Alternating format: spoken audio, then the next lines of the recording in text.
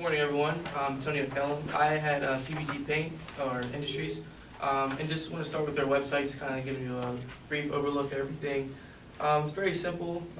Has some pictures and things like that, and then when you click on some of these navigations, it kind of takes you to a completely different website, which is interesting.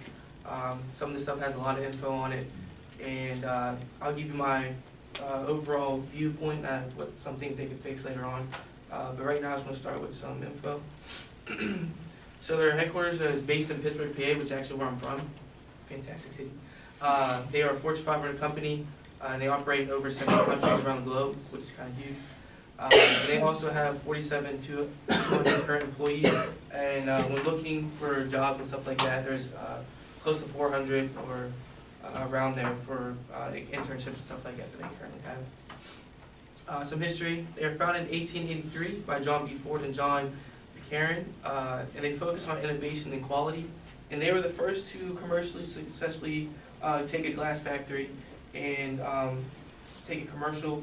And the company is known as Pittsburgh Plate and Glass Company, so that's what PPG stands for.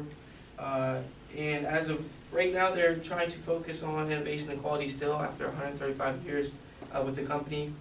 And they realized that, you know, when they got into the paint industry, it was a good fit with the glass because everything goes to the same distributor for customers. Their annual report, as you can see, this is for multi-millions, and their net sales was 15 million.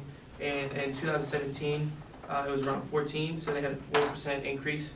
And then you see for net income, they actually had a minus 16% decrease from 2017 to 2018. And also for their shareholders' equity, at the bottom here, you can see it went from 5 to 4, so that's a minus 17% decrease for 2018. Something I like that they have up here is their substantial highlights that they had in 2018. So some of the things, they have 2% reduced energy intensity, and they also had 7% in water usage reduction intensity. And then another thing is they have some goals they want for 2025.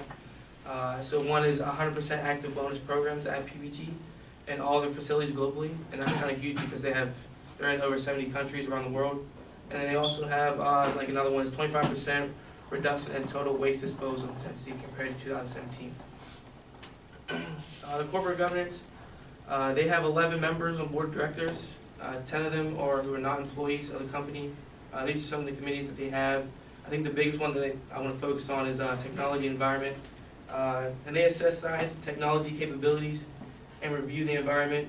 It's like health and safety and other practices. And their slogan is they want to protect and beautify the world. So I think that the company has a bigger viewpoint than just their products and things like that. The organizational chart. So here they have the management team, the executive committee, operating committee. Like I said, it's a Fortune 500 company, so the list goes on and on. But as you can see, they have everyone's names and you know, like senior vice president, things like that on the site. And then for the HR site, like I said before, there are currently 397 jobs, close to 400 in just the United States. The internship I was looking at was for supply chain or corporate finance.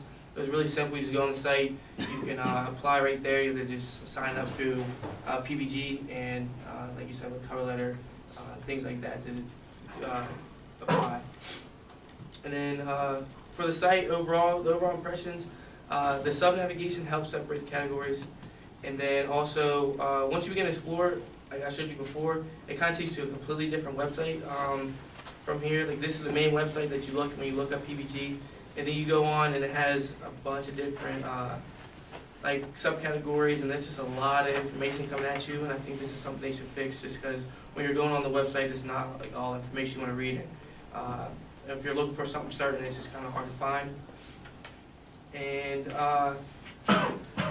like I said, packing too much information doesn't flow well. Link page is not consistent with the main page. It's like completely two different websites, so it's hard to kind of follow what's going on. But overall, the website is professional. And then their social media, their Twitter here. All right. Their Twitter is pretty up to date. They're frequently on there, replying, just keeping everyone updated. And they also support the Penguins, which they kind of got swept, so it kind of sucks. But they support their hometown heroes, which is nice on Twitter. And that's it. Any questions?